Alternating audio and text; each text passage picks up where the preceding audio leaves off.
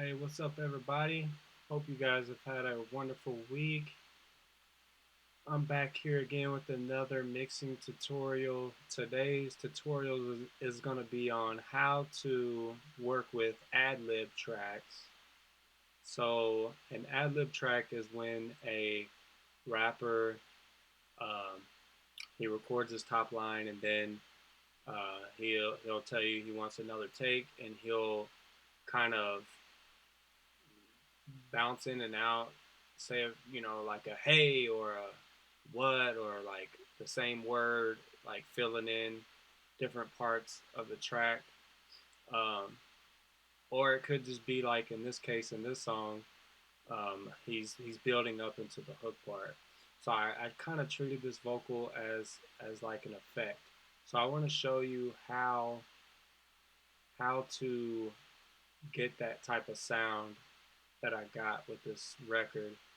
So, anyways, let's get right into it. First off, I'm gonna let you hear the vocal that I have, or that we're going to be listening to. All right? Uh, uh, uh, tell Joe, keep up, motherfucker. The motherfucking truth, nigga. All right. So as you can hear those delays and the vocal sounds, kind of thin and in the background a little more. I'm gonna show you how I got that effect with the vocal. Now, the first thing I did was I cut out some of the low end because I didn't want this vocal competing with the other vocals that are playing in the other ad libs, I guess you would call them, that are panned left and right in the mix. I didn't want those to interfere, so I cut it out some of the lows and then kind of boosted around 5 kilohertz, about 4 dB. So kind of a drastic boost there. Next, I used the C6, which I rarely use. Most of the time, I use the C4. Now let's see what I did with this vocal. Let's see what I did with this plugin. Uh, uh, Now, I'll let you hear it without all of these plugins on, so you can hear exactly what I did with this.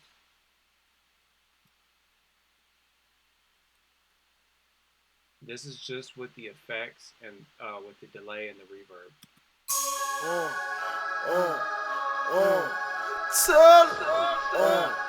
Joe. So that's how I got the vocal when it was sent to me, minus the delay, the effects. So we have the EQ and we have the C6. Let's see what the C6 multiband compressor is doing. Tell Joe,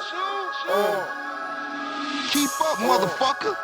The motherfucking truth, nigga.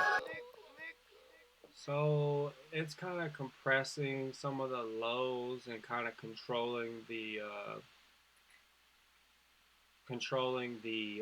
low mids. Next is the C1 compressor. On this one, I'm using a 4:1 ratio. Um, you know, 1.6 attack, a 20 on the release, and the threshold is at 26. This is a good compressor. I like to use this compressor a lot for my vocals. Now let's hear how that's kind of keeping things controlled. This plugin right here is going to kind of keep everything in control.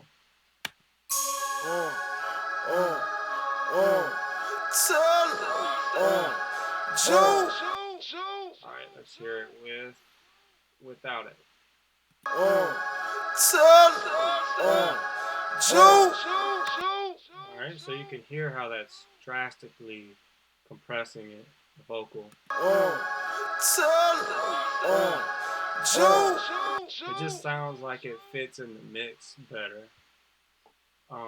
Next is the REQ by Waves, which I really like. This EQ. Um, Basically, on this EQ, I'm kind of boosting around 3.4 kilohertz all the way up to 7, all the way up to 8K and above, kind of sparkling up the vocal a little bit. And I'm dipping out a little low mids around 361, kind of some of that boxiness, muddy noise you don't need. So let's hear with it and without it. Tell Joe. Tell Joe. That's real subtle, but you can hear how it brightens it up a little bit. And lastly is the C4 compressor, which I like to use a lot. Now this, I think I'm just using it to kind of control the harshness. Let's see what I did with this one. Yeah, I kind of tame the S's and control the harshness. This is a nice plugin overall, just to kind of balance everything out. All the EQing and everything I did. It doesn't drastically change it, but it kind of smooths everything out a little better. Joe. Joe.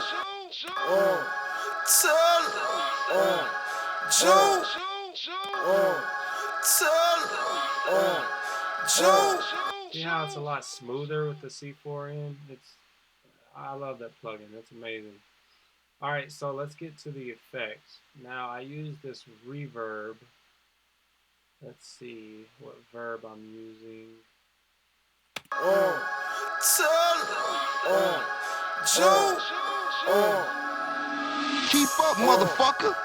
The motherfucking truth. Alright, so let's move the vocal up here so we can edit this reverb.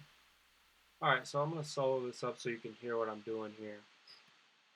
Tell Joe. I'm using this stock, the reverb that comes with Pro Tools, which sounds amazing. I'm using a plate large, so it kind of, that large plate preset is pretty nice. It kind of makes everything sound real big, and it has a longer tail on the reverb. Next, I'm dipping out a lot of the mids. Now this is a secret with when you're using reverbs, because a lot of people will use reverbs and they cloud up the mix. You don't want that. You want the reverb not to be noticeable, but you want it to be noticeable, if that makes sense. So basically, I'm dipping out a lot of the mid-range, because that's what takes up a lot of the room in mixes, especially with vocals and instruments. So you don't want that fighting with everything. And then I'm boosting up to brighten up the reverb to make it kind of sparkle a little bit. All right. Next is the, basically I'm just using this plugin to roll off some of the highs that I boosted with this plugin. That's all I did with that. Just kind of, I don't know, I guess I didn't like this curve here, so I kind of just used, since this is only a 2-band EQ, I use a stock EQ plugin with Pro Tools and just rolled off some of the highs, like 9.6K and up. Still get the sparkle, but it kind of darkens it a little bit so you can hear it a little better in the track. Alright, so next is the delay. So I'm using the delay 2. Let's find the delay 2. Tell Joe. Alright, so I'm using the H delay plugin with around 35 feedback. I didn't mess with any of the knobs on here. I like the way it sounded. Now you want to make sure that you get this in time, so make sure that your session is timed with the setup to the grid. If you guys don't know how to do that, you can check out my tutorial. I forget which number it is, but go to my videos on YouTube and watch the how to set up track to grid to make sure everything is lined up. Now, anyways, on this one, on this H delay, I like the ping pong effect going left to right, so I selected this. That way it ping pongs back and forth from left to right in your ears. Gives it a nice little effect. Next is I basically I'm basically doing the telephone effect, which a lot of people use. It's a nice little effect to make the vocal stand out a little more and make it more catchier. I do this 95% of the time with Adlibs, depending on what kind of feel I'm going for. Um, so let's hear what that sounds like on the delay. Tell Joe. Tell Joe. So you hear how it's, it's a lot fatter and it's, let's hear what it sounds like in the mix. Tell Joe. All right, let's hear it with the EQ in. Tell Joe. See, doesn't it sound better when you cut all those lows out and, boost it around 3K? It gives it that bite, that crispiness, telephone effect. All right, next I'm doing a little bit of compression with the CLA3A compressor. This just kind of keeps everything up front in the mix. I'm not going to go over what a compressor does. You guys should know that. If not, there's a lot of videos on YouTube on how compression works. So basically it's just keeping everything up front, keeping the, where you can hear it, because I wanted to showcase that effect at the beginning of the song. Next is the S1 stereo imager. This one is kind of, I didn't like the ping ponging effect going too far left and right. I didn't want it going 100%, so I put the stereo imager in there to kind of bring it up closer around 45 to 30% in the pan range. So I'll play that. I'll play with it and without it, so you can hear what it's doing.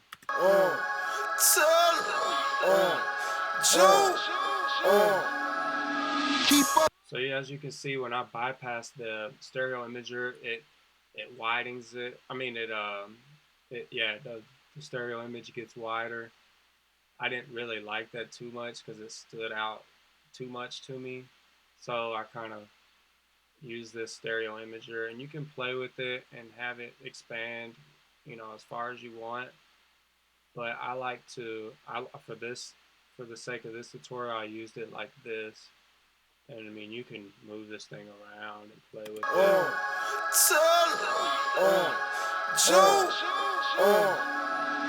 Keep up, motherfucker. The motherfucking truth, nigga. Actually, that sounds pretty cool like that.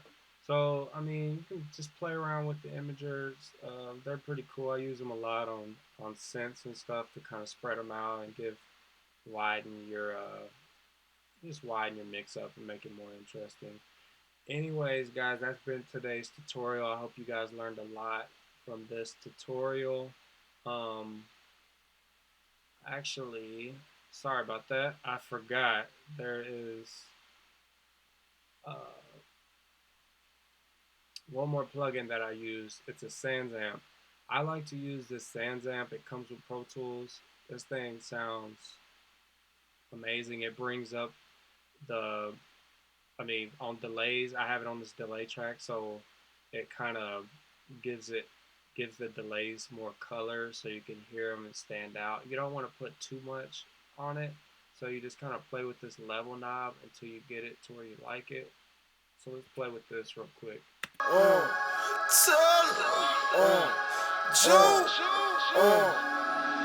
Keep up, motherfucker. The motherfucking truth, nigga. See, so you just play with the level on it. You can play with the highs and the lows and the drive. There's a lot of fun things to play with on this. It has a lot of knobs, so have fun with it. Anyways, that's been today's tutorial. Thank you guys for tuning in. I really appreciate all the love and the support y'all have been showing me so far with these videos. I want to keep them coming, so like, comment, and subscribe to my channel. Let me know what I need to be doing to better the channel and make things more interesting to you guys. Um, like I said on the last video, I believe I'm going to be doing a mixing contest. Um, I'm going to go ahead and let you guys know that it's going to be a mixing contest for producers. So I want all you producers out there that make beats. I want to hear what your mixes sound like. So I will let you guys know, I think by next week, the rules of the contest and what's going to be going on with that. So I want you guys to be paying attention to my videos. Need to be following me on Twitter at SickBeatsProd.